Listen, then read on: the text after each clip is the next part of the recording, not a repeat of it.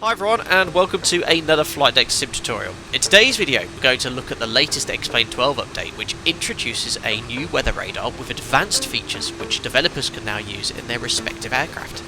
Now we'll be testing things out in the Zibo Mod 737, which is utilising xplane 12's latest weather radar technology with a reasonably well modelled weather radar.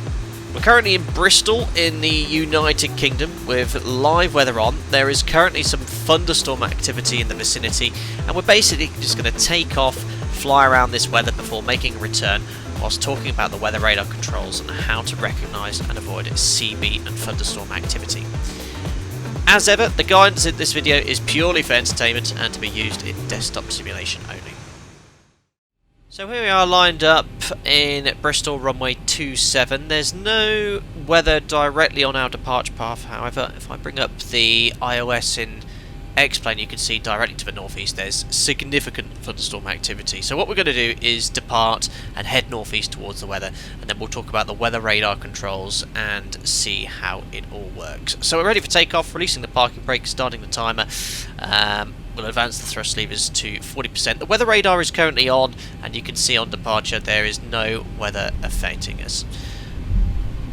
So engines are stabilised, set takeoff thrust. Aircraft's currently empty, no passengers with about 6.7 tonnes of fuel, so this should be quite a short takeoff roll with full 22k. 89. Check to release forward pressure.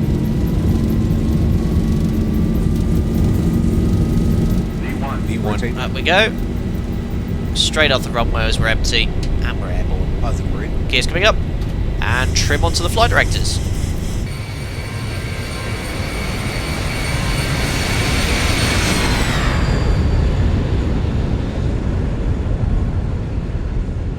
Okay, just passing 1,000 feet, we'll engage the autopilot and we'll now bug up, and then we can start the flap retraction. And once the flaps are up, we'll make a turn north towards the weather.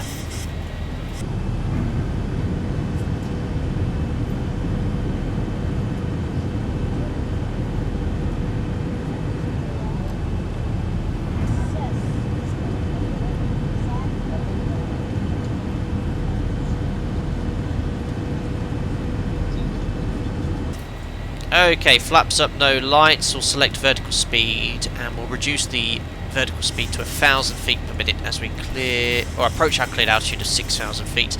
I'll make a turn off the SID now, heading select directly north, and we'll do the after takeoff checklist. So gears off, auto brakes off, star switches are off, turn off the taxi lights, air conditioning and pressurization. The differential pressure is 2.2, and that is set. And we'll stay on the QNH 1006, approaching 6,000 feet. After takeoff checklist complete.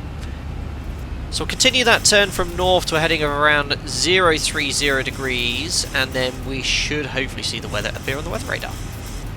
So there we are, heading 030 degrees, and take a look at that weather. It doesn't look very nice at all. It's around 20 miles ahead. So before we get there, we best start talking about what we're looking at on the ND. So how does a weather radar actually work? So it's scanning ahead and it's detecting and locating various types of precipitation bearing clouds, and that helps give pilots a visual identification in colour of the cloud's precipitation or intensity of that precipitation.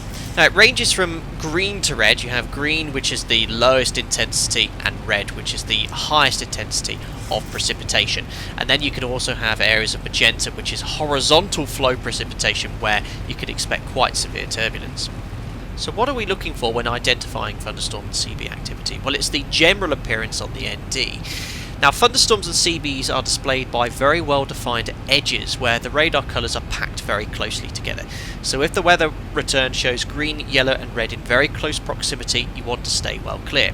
So assessing that weather on the ND, you can see that colour, very thin layer of green, yellow and thick red. That is going to be a CB or thunderstorm. Now if the return has wide spacing of colours with no real defined edge, it's likely just to be rain.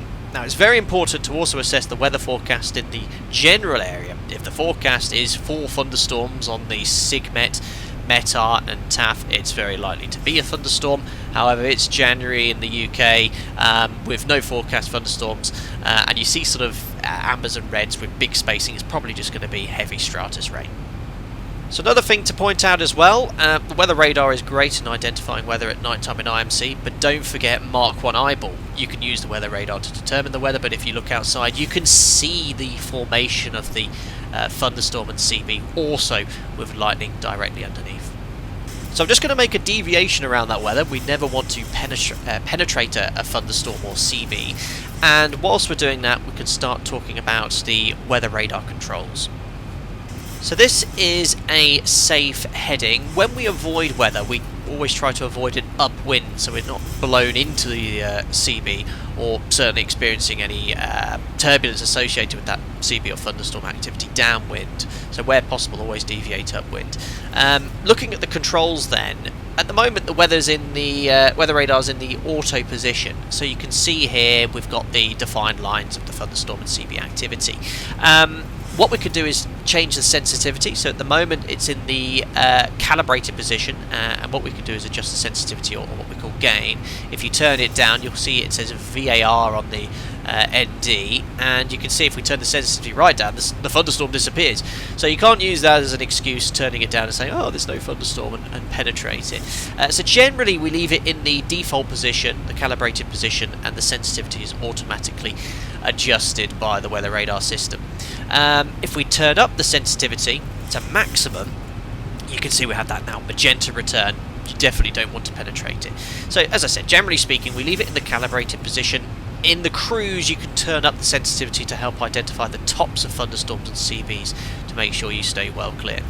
Now this is loosely based off the Honeywell RDR 4000, so you have the ability to select manual here and take slices of your current altitude and other altitude to see where the weather is. So when you select it to manual, it takes your current altitude, in this case 6,000 feet, and you can have a look here on the appearance. You've got again the close proximity of precipitation intensity, so again indicating that this is quite a large thunderstorm. If we increase the altitude here, let's say up to 17,000 feet, you can still see it's still a significant thunderstorm with a huge amount of precipitation still there, so definitely staying well clear of this one. So let's return to auto and continue to talk about weather avoidance.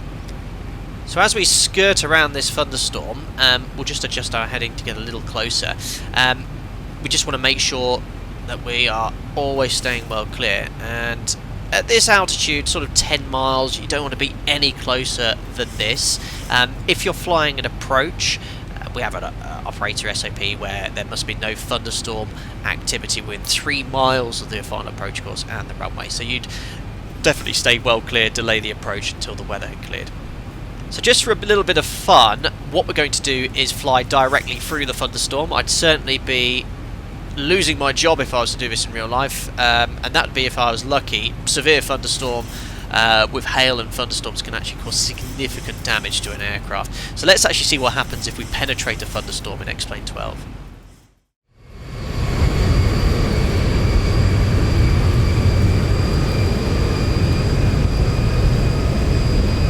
So I'm now currently inbound to the thunderstorm. There's some turbulence that's started here. I think I better just increase the speed slightly to give myself some margin from the upspeed. And if you look up, I think you could just about see the walls of that thunderstorm. In fact, I think we're pretty much in it now. So only 2 miles to go. Lightning has increased, the precipitation intensity has now significantly increased, and there we are, we've now entered the thunderstorm, and you can resultantly see what happens to the aircraft. This is incredibly unpleasant. I actually have all the G controls off in X-Plane. If I just turn on here, G-loaded camera, there you go, that'll give you a rough idea of why you want to stay clear of thunderstorms. Now, if you inadvertently find yourself in a thunderstorm, you must immediately get out of it. So what I'm going to do is fly a reciprocal heading and get ourselves to safety without hopefully getting any hail damage or lightning strikes.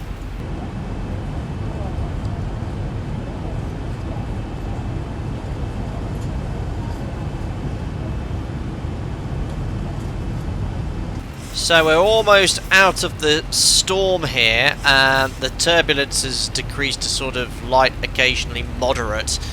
and what we'll do is make a turn to the south, just about bug the heading, and then we'll fly a base leg back into Bristol. So we're just rolling out on a heading of south. I'll just adjust that heading and we'll fly an ILS into Bristol. I've just got the latest weather conditions. The weather thankfully isn't at Bristol Airport anymore, so you can see here at 10:20 Zulu, 6 minutes ago, winds from the east at 14 knots. In fact, I better set up for runway 09 now. That wind has changed significantly, and that's quite common with thunderstorm activity. So we'll set up for ILS 09. Visibility is 10k, CB activity and 16 degrees, temperatures 15, QNH 1005, and recent thunderstorms with rain. So what I'll do, I'll adjust the heading to fly downwind now for runway 09, keeping well clear of this weather. Now we're just outside of this storm, and you can meet me turning base leg for ILS 09.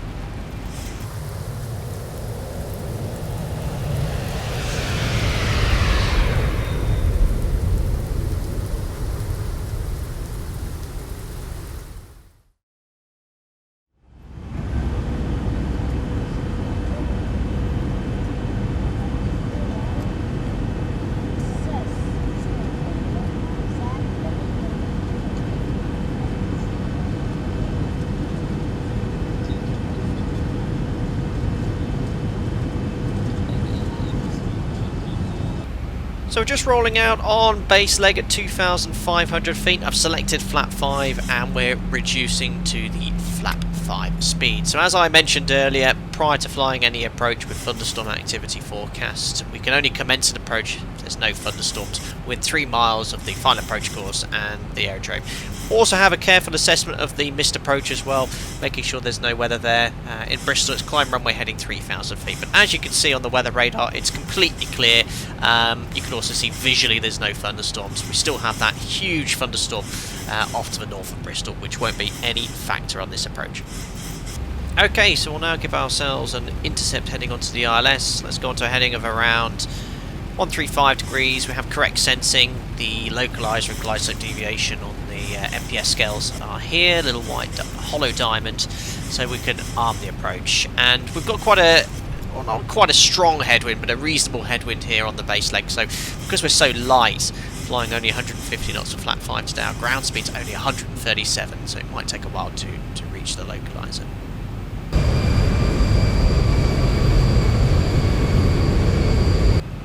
Okay, localizer alive, localizer capture. We can set runway heading, which is 087 degrees. And because we're already level at the platform altitude, the next thing we'll see is glide slope alive and then glide slope capture at 2,500 feet.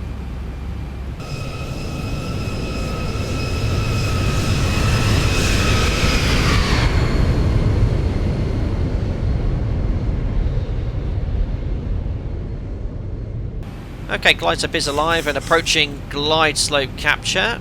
Once that's there, we've got it. We can just verify the missed approach altitude, which is 3,000 feet, and that is now set on the MCP. Now, because we're already at 2,500 feet, it won't be too long until we configure. We are in VMC, so we'll aim to configure at around 4 miles. Just looking at the latest weather in Bristol, no changes from the METAR. Surface winds 100 at 14 knots. Got a bit of a crosswind at the moment, so we can expect that wind to swing round slightly as we get a little closer to the runway. Right, passing 5 miles, we're on glide, on localizer. We'll actually configure a little bit earlier today, so gear down, flap 15, match the speed, landing checklist, 2 flaps. So start switches are continuous, recall is checked, speed brake, arm green line, landing gear down 3 green, water brake 3 set, and we're very light, way below the flat 30 placard speed of 175, so we can select flat 30, a little bit of a headwind component, so steady headwind component isn't too much, but we'll just add around VREF plus 7. And we've got flaps, 30 green light, we'll imagine we've got our landing clearance clear to land.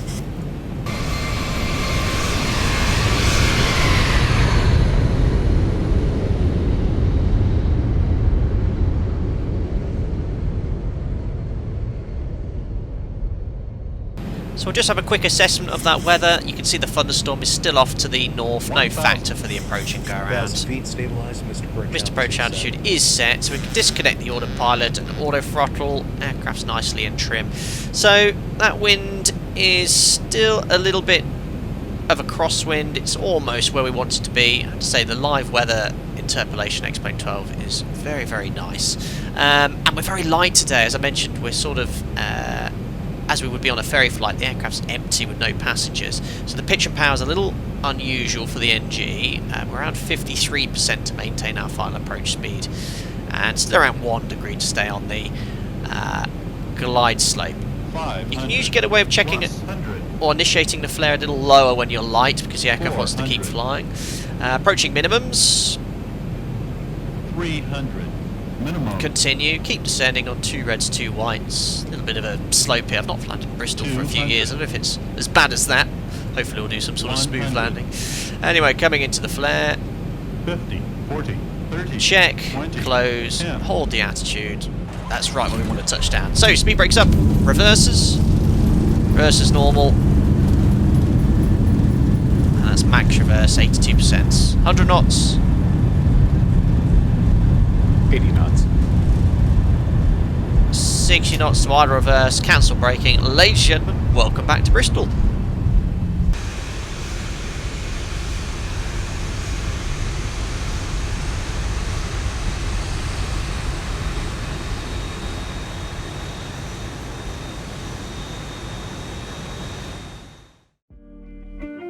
So that's the end of the weather radar tutorial. I hope you found that interesting and learned something new. I have to say I'm pretty impressed with this first launch version of the weather radar in X-Plane 12. It certainly brings a more realistic element to your desktop simulation experience.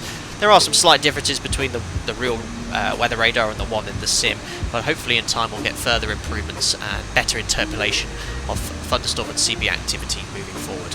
Anyway, if you enjoyed the video, don't forget to like and subscribe to stay up to date with the latest content, and I'll see you on another live stream or tutorial very soon. Bye-bye from me.